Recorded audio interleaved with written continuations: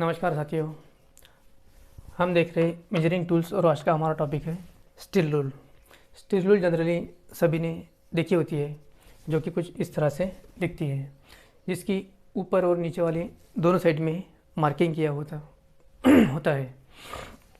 सो उसमें जो ऊपर वाला जो मार्किंग होता है वो मिलीमीटर और सेंटीमीटर का होता है। सो नीचे वाला जो मार्किंग होता है वो इंचेस में होता है। सो मिलीमीटर को हम mm ऐसे लिखते हैं और सेंटीमीटर को cm ऐसे लिखते हैं। और जो नीचे वाला मार्किंग होता है जो कि इंचेस में होता है, सो इंचेस को हम ऐसे लिखते हैं। यहाँ पे मान लीजिए कोई जो मेजरमेंट है वो 1 इंच का है, तो हमने यहाँ पे 1 लिख दिया और उसके आगे उसके सर के ऊपर यहाँ पे 2 छोटी छोटी लाइनें लिख दी। सो इंच को ऐसे लिखा जाता है। और जो फीट का डायमेंशन होता है उसको मान लीजिए कि किसी जॉब का डायमेंशन जो है वो 1 फीट है, सो उसको 1 लिख दिया और उसके सर के ऊपर यहाँ पे एक छोटी सी लाइन लिख दी। सो ये कुछ इस तरह से लिखते हैं।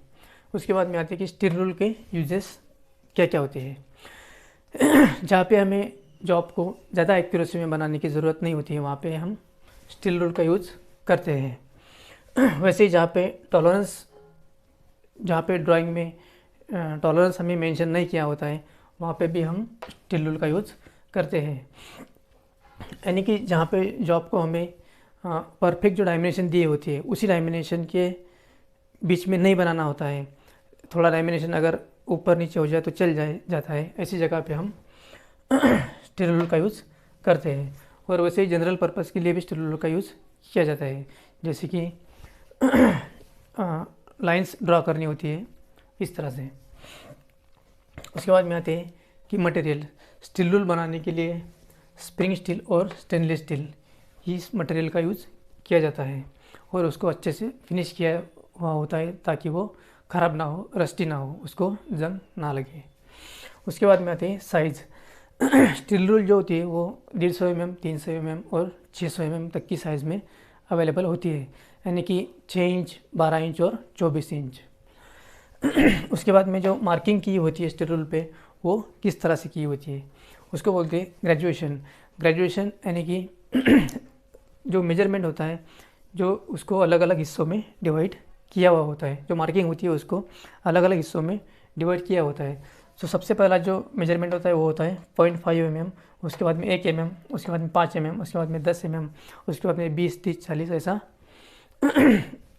150 mm तक होता है, 300 mm तक होता है और 600 mm तक होता है।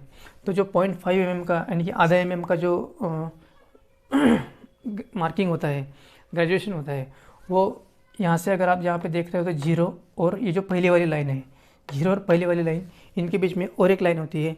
सो उसमें का जो अंतर होता है वो होता है 0.5 mm यानी कि आधा mm। उसके बाद में ये जो जीरो है, जीरो से लेके जो पहली लाइन है, जीरो से लेके पहली लाइन, उसमें का जो अंतर होता है वो होता है 1 mm।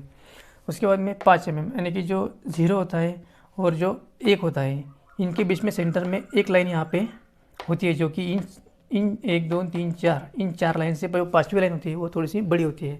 सो इनके बीच में का जो अंतर होता है वो होता है 5 mm और 10 mm यानी कि जीरो से लेके 1 इनके बीच का जो अंतर होता है वो होता है 10 mm यानी कि 1 सेंटीमीटर।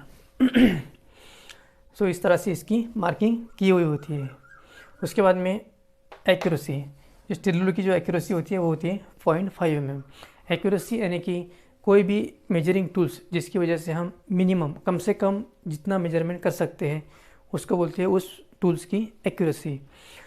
सो स्टील रूल के ज़रिए हम 0.5 mm यानी कि आधे mm से कम का मेजरमेंट नहीं कर सकते हैं, इसलिए स्टील रूल की जो एक्यूरेसी होती है वो 0.5 mm होती है। उसके बाद में इसके ऊपर जो मार्किंग की होती है, जो सिंगल एक लाइन की जो मार्किंग की होती है, सो उसमें से हर एक लाइन की जो विड्थ होती है वो विड्थ होती है 0.12 mm से 0.18 mm तक। उसके बाद में आते हैं types of steel rule. Steel rule के जो अलग अलग प्रकार होते हैं वो कौन कौन से होते हैं, उसमें सबसे पहले आता है स्टैंडर्ड स्टील रूल, जिसका यूज़ किया जाता है जनरल पर्पज़ के लिए, जो कि हमने यहाँ पे देखा है।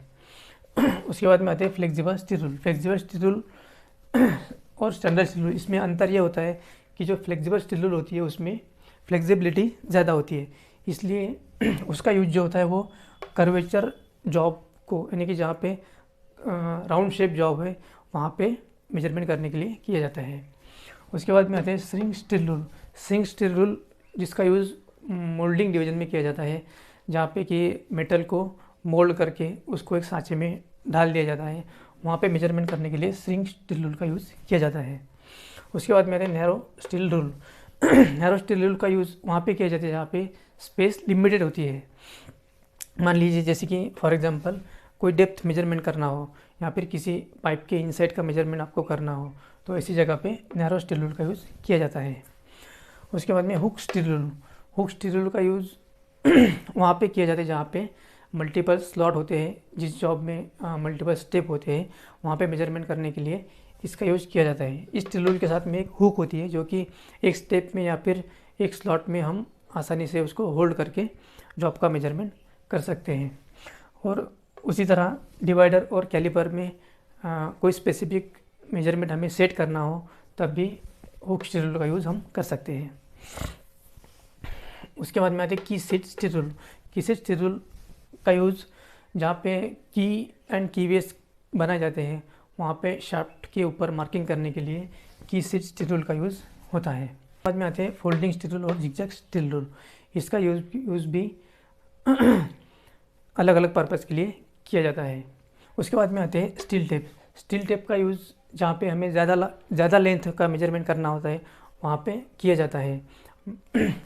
जैसे कि मान लीजिए 1 मीटर से ज़्यादा हमें डिस्टेंस का मेजरमेंट करना है, तो वहाँ पे हम स्टील रूल का यूज़ नहीं करेंगे, वहाँ पे हम स्टील टेप का यूज़ करेंगे, क्योंकि इससे मेजरमेंट करने में आसानी होगी। ये जो स्टील टेप होते हैं वो 2 मीटर, 3 मीटर और 5 मीटर की साइज़ में अवेलेबल होते हैं। स्टील रूल ख़राब ना हो इसके लिए हम क्या क्या उपाय कर सकते हैं। स्टील रूल को कभी भी कटिंग टूल के साथ हमें मिक्स करके नहीं रखना चाहिए। उसके बाद में स्टील रूल का जो पर्पज़ है, जो यूज़ होता है स्टील रूल का, उसी के लिए उसका यूज़ करना चाहिए, ना कि किसी और काम के लिए। जैसे कि फॉर एग्जांपल कोई स्क्रू हमें टाइट करना होता है, तो उसके लिए स्क्रू ड्राइवर नहीं मिल रहा है तो हम स्टील रूल का यूज़ कर लेते हैं। उससे क्या होता है कि जो स्टील रूल की एज होती है वो ख़राब हो जाती है और उससे हम अच्छे से मेजरमेंट नहीं कर पाते। और उसके बाद में स्टील रूल रस्ती ना हो, ख़राब ना हो, उसके ऊपर जंग ना लगे, इसके लिए हम स्टील रूल के ऊपर थोड़ा सा ऑयल लगा के उसको रख सकते हैं। यही था आज की वीडियो में। मिलते हैं अगले वीडियो में एक नए टॉपिक के साथ, जो कि होगा हमारा कैलिपर। धन्यवाद।